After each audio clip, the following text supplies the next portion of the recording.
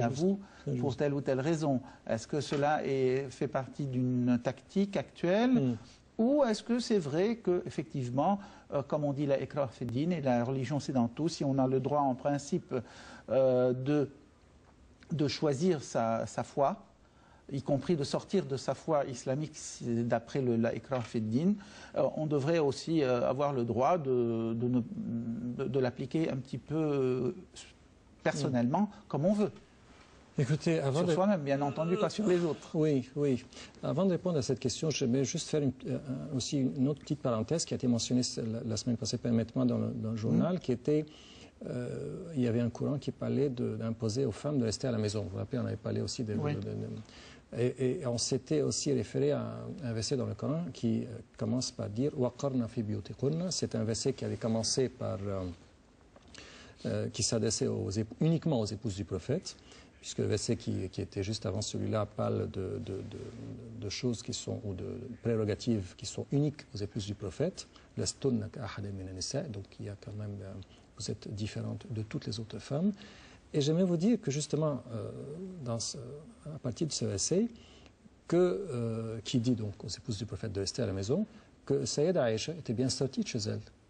Le jour où il y a eu donc la confrontation entre Ali ibn Abi Talib et Muawiyah ibn Abi Sufyan, ce qu'on appelle Mawqa'at al-Gamal, elle était donc sur un chameau. Et il y a eu d'ailleurs beaucoup de personnes qui ont essayé de la défendre. Et ce qui me fait un peu, qui laisse à entendre que pourquoi n'a-t-elle pas suivi à la lettre le verset coranique? Vous vous rappelez, c'est pour vous donner un peu l'idée de la flexibilité du Coran. Elle a vu probablement ce verset, pas en ce qui se propage aujourd'hui de l'islam, en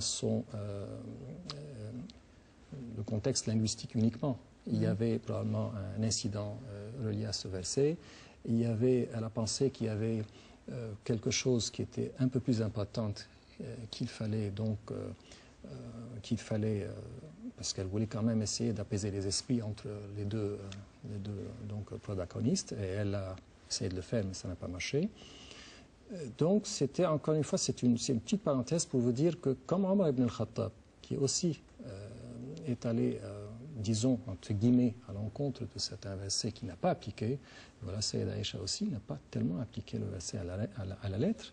Ce qui se dit aujourd'hui, c'est un islam qui est un islam qui lit le texte sans aller plus loin, qui ne regarde pas le contexte historique, qui ne voit pas un peu tous les sens du mot, etc.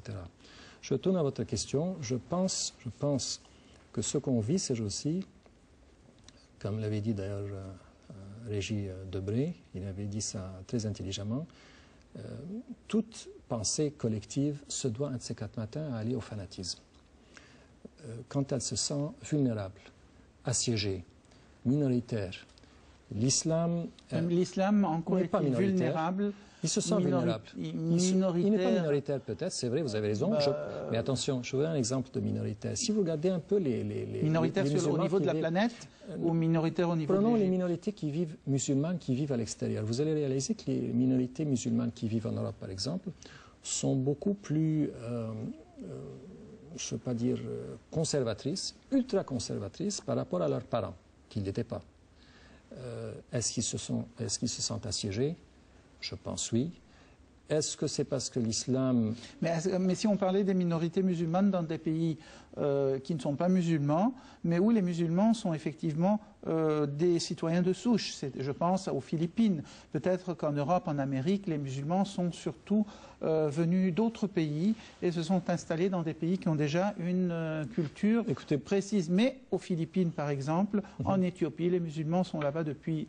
Enfin, ils ne sont pas là-bas, aux Philippines, ils étaient avant les chrétiens. Écoutez, moi, je pense... ou en même temps que les chrétiens. Donc les deux communautés ont grandi ensemble. Est-ce qu'ils sont minoritaires? Ils se sentent minoritaires? Moi, je pense que la tolérance est un luxe. Et qu'on se permet d'être tolérant quand on se sent fort. On ne l'est pas quand on ne l'est pas. L'islam de la Grenade était un islam tolérant. L'islam de Kaboul ne l'est pas. À un moment de l'islam de la Grenade, l'Église catholique persécutait les croyants, elle brûlait entre guillemets les hérétiques, parce qu'à ce moment-là, l'Église catholique se sentait faible. Aujourd'hui, c'est un chassé-croisé. C'est l'islam qui se sent faible. Parce qu'il ne fait pas tellement partie de ce qui se passe au niveau de la technologie, au niveau de ce qu'on appelle le modernisme, peut-être. Et quand il se sent faible, il est intolérant. Et d'ailleurs, vous allez réaliser que l'islam dans les pays arabo-musulmans n'est pas l'islam qui est dans les pays asiatico-musulmans. Dans les pays asiatico-musulmans, il est un peu plus tolérant. Il y a une percée là-bas. Le plus grand pays musulman au monde, l'Indonésie, est laïque. Exactement. Et la constitution de la Turquie, elle est aussi. En Malaisie, ce n'est pas laïque, mais c'est quand même... C'est pas loin, c'est pas loin. Ce sont des pays qui ont déjà fait une avancée technologique. Ce sont des pays qui se sentent forts. Ce n'est pas le cas des pays arabo-musulmans. Alors ces pays-là se sentent faibles, agressés, vulnérables. Alors là, vous êtes beaucoup plus proche du fanatisme. Je pense que c'est une affaire qui a été prouvée historiquement.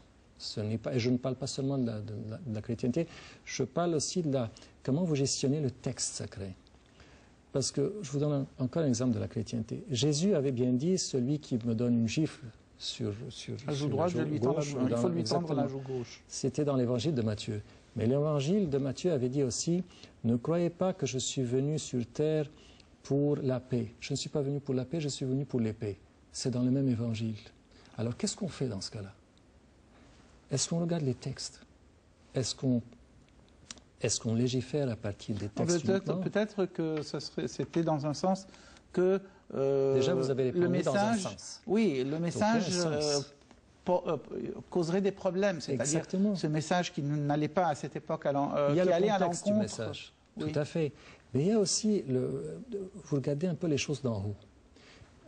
À ce moment-là, parce qu'il ne faut pas oublier aussi qu'avec le message de celui qui te donne la gifle sur la joue gauche, tourne-lui la joue droite, ça n'a pas empêché la chrétienté d'être responsable de l'Inquisition, des croisades. Jésus n'a pas dit, si on reçoit la deuxième gifle, qu'est-ce qu'on fait? Ça c'est vrai. Et d'après un prêtre maronite dans le temps, qui a été interrogé par mon père, il dit un coup de poing. Ah oui. Si on reçoit la deuxième gifle, la première c'est seulement pour se dire, bon il est peut-être impulsif, il est peut-être énervé, et c'est sa nature, etc. Mais c'est quelqu'un de gentil et de bien, exactement. Je laisse faire. Mais si il en profite, alors là c'est qu'il n'est plus quelqu'un de gentil, on lui donne un coup de poing. Alors je retourne, il y avait avec ce message d'amour qui est le message de la chrétienté, il y avait quand même l'Inquisition qui était le rempart de la foi, il y avait les croisades, il y avait les pogroms. Donc, si on regarde uniquement les textes pour donner un avis au sujet d'une religion, ça ne suffit pas. Je vous ai donné un exemple d'un évangile, l'évangile de Matthieu, des textes qui semblent contradictoires. C'est la même chose aujourd'hui. Vous avez les livres, par exemple, qui sont écrits Anne-Marie Delcambre a écrit un livre qui parle aussi de tout ce qui... Elle a pris les textes, elle a mis en évidence tous les textes coraniques, les textes du hadith, qui sont des textes qui sont des textes qui semblent violents, qui vont à l'encontre de ce qu'on vit ces jours-ci dans le XXIe siècle. C'est vrai, mais est-ce qu'on peut juger de la sorte? Uniquement à regarder un texte sans son contexte, sans essayer de comprendre le contexte historique, sans voir les choses dans leur globalité. Je ne pense pas, je vous ai justement donné l'exemple un peu de la chrétienté, et je pense vraiment que le jour où les pays musulmans, arabo-musulmans, vont commencer un peu à faire un bon côté un avancement technologique, un avancement... la vie des gens va s'améliorer. Je pense qu'il y aura à ce moment-là une tolérance dans le message de l'islam. Peut-être qu'avec une Turquie un peu plus forte, une Turquie qui entre un petit peu dans le cadre des États développés et qui entraînerait dans son giron culturel un peu le Proche-Orient, peut-être on pourrait avoir ce résultat. Oui, peut-être on pourrait aboutir à cela. Espérons. Merci beaucoup, Monsieur Mounir Hamza. Vous êtes journaliste et chercheur-écrivain, ou écrivain-chercheur en sociologie essentiellement.